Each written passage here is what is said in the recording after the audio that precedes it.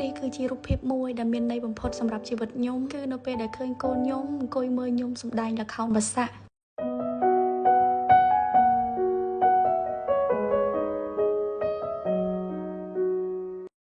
ปีประมาณថ្ងៃមុនគឺខ្ញុំបានទៅសម្ដែងល្ខោននៅឯខេត្តព្រៃវែងដោយការសម្ដែងមួយនេះគឺអត់មានការព្រៀងទុកទេដោយសារតែការធ្វើប្រហែសក៏ដូចជាកំហុសឆ្គងដោយអចេតនានៃការទទួលរងល្ខោនហ្នឹងគឺបុកគ្នាទទួលរងជន់គ្នាបងប្អូនអញ្ចឹងក៏ខ្ញុំសម្រេចគិតថាទៅជួយសម្ដែងម៉ាក់ជាមួយនឹងវងមួយទៀតដែលយើងបានយកមកជំនួសប៉ុន្តែបញ្ជាក់បន្តិចសម្រាប់ល្ខោនពីសកុនធីគឺយើងមានតែមួយវងទេហើយថ្ងៃនេះដែរបែឡាក៏បានមកមួយម៉ាមីដែរហើយដំបូងហ្នឹងគឺអត់ចង់មកតាមទេពេលមុនគាត់ខ្លាចមនុស្សច្រើនខ្លាចមនុស្សអឺអហើយមួយទៀតគឺខ្លាចយៈល្ខោនប៉ុន្តែលើកនេះគឺគាត់ចង់ឃើញម៉ាមីគាត់សម្ដែងហើយចង់ឃើញម៉ាមីរួមទៀតប៉ុន្តែដោយសារតែខានមកល្ខោនយូរពេកខ្ញុំភ្លេចអស់ហើយបងប្អូនអើយដឹងរួមពីណាទៅណាទេអញ្ចឹងមកស្រុកព្រៃវិញលើកនេះគឺមកតែសម្ដែងសុទ្ធហើយការសម្ដែងនឹងទៀតសោតមិនដឹងសម្ដែងពីណាទៅណាទៀតកុំនិយាយណាទោះបីជាចេះប៉ុណ្ណាធ្លាប់ដេញយូរឆ្នាំប៉ុណ្ណាក៏ដោយតែតែខានសម្ដែងយូរនៅតែភ័យរៀងតែឆ្កងនឹងហើយឥឡូវនេះគឺខ្ញុំបានមកដល់ទីតាំងហើយនឹងវត្តនេះគេខ្ញុំភ្លេចបាត់ហើយបងប្អូនអើយពេលមកដល់ក៏បានជួបបងប្អូនដែលគាត់មកក្រៅកាទេលតាំងពីប្រឡប់និយាយពីម៉ាក់ប៉ាខ្ញុំវិញគឺពួកគាត់អត់សូវសប្បាយចិត្តទេ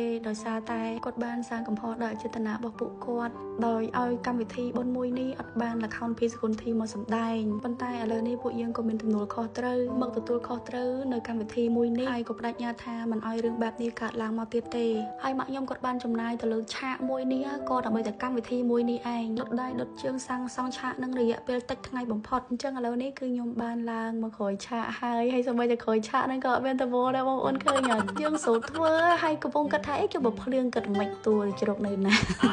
ហើយថ្ងៃនេះអ្នកដែលមកជួយម៉ាក់ប៉ាមិនតែខ្ញុំទេសូម្បីតែបងសីក៏គាត់មកជួយដែរនិយាយទៅបងប្អូនខ្ញុំគឺ talent ផ្សេងគ្នាបងសីគឺផ្នែកបច្ចេកទេសហើយខ្ញុំមកជួយម៉ាក់រឿងសម្ដែងឥឡូវនេះគឺកំពុងតែ make up ហើយក្រោយពេលដែល make up រួចហើយគឺមកសមល្បំជាមួយនឹងបងប្អូនប៉ុន្តែខ្ញុំមិនមែនអ្នករួមទេដោយសារខ្ញុំហ្នឹងក៏មិនចាំដែរចា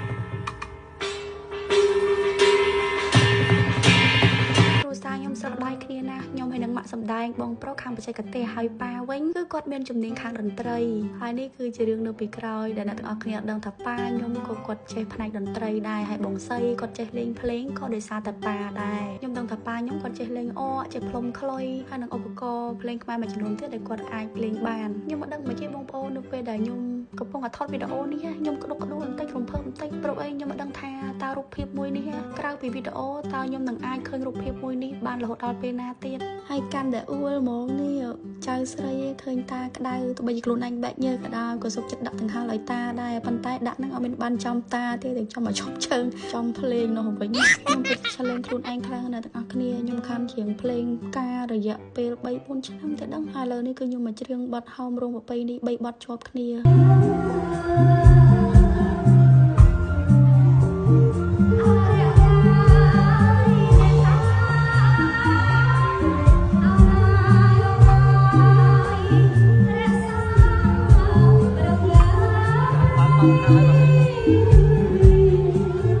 នៃគ្រួសារគឺនៅពេលដែលគ្រួសារចេះផ្ដល់កម្លាំងចិត្តឲ្យគ្នានឹងឯងម៉ាក់ខ្ញុំគាត់មានកម្លាំងចិត្តនៅពេលដែលឃើញខ្ញុំហើយខ្ញុំក៏មានកម្លាំងចិត្តនៅពេលដែលឃើញវត្តមានកូនខ្ញុំនៅទីនេះដូចគ្នាហើយអ្វីដែលកាន់តែមានន័យគឺនៅពេលដែលយើងមានបញ្ហាគឺគ្រួសារយើងនៅជុំគ្នានៅជាមួយគ្នាជួយគ្នាប្រឈមនឹងបញ្ហាទាំងអស់គ្នាហើយយើងក៏មិនបាច់បន្ទោសទៅលើអ្នកដែលបង្កដែរប៉ុន្តែយើងមកជួយគ្នារឹកនឹកវិញថាពួកយើងនឹងដោះស្រាយបញ្ហាទាំងអស់នោះដោយរបៀបណាល្ខោនម៉ាក់ខ្ញុំដែលគាត់ត្រូវសម្ដែងថ្ងៃនេះគឺនៅពេញបងប្អូនប៉ុន្តែគាត់ជិះមកព្រៃវែងនេះក៏ដើម្បីតែទទួលខុសត្រូវជាមួយនឹងកម្មវិធីមួយនេះកំហុសដែលពួកយើងបានបង្កើតគឺពួកយើងនឹងមានទំនួលខុសត្រូវនិងទទួលខុសត្រូវទាំងអស់ដោយមិនកិច្ចវេះធ្វើខុសឲ្យថាត្រូវទេហើយចំណុចទាំងអស់នេះក៏ជាអ្វីដែលខ្ញុំអាចរៀនសូត្រពីពុកម្ដាយរបស់ខ្ញុំហើយក៏បន្តប្រើនៅក្នុងជីវិតរបស់ខ្ញុំគ្រួសាររបស់ខ្ញុំហើយនិងអ្នកនៅជុំវិញខ្លួនរបស់ខ្ញុំដែរក្រោយពេលដែលម៉ាក់ឡើងនិយាយហើយឥឡូវនេះមិនយូរប្រហែលក៏ដល់ពេលដែលត្រូវសម្ដែងហើយខ្ញុំក៏បានរៀបចំខ្លួនរួចរាល់ហើយប៉ុន្តែនៅពេលដែលស្លៀកពណ៌ហ្នឹងហើយនៅ background អញ្ចឹងទៅបងប្អូនអើយសាច់ខ្ញុំ ញ៉ាំឲ្យឡើងឆ្លោះហ្មងសូម្បីតែខ្ញុំខ្លួនឯងក៏ចង់ភ្ញាក់ដែរនៅតែខ្លួនរបស់ខ្ញុំហ្នឹងគឺខ្ញុំប្រើតែរបស់ធម្មជាតិទេ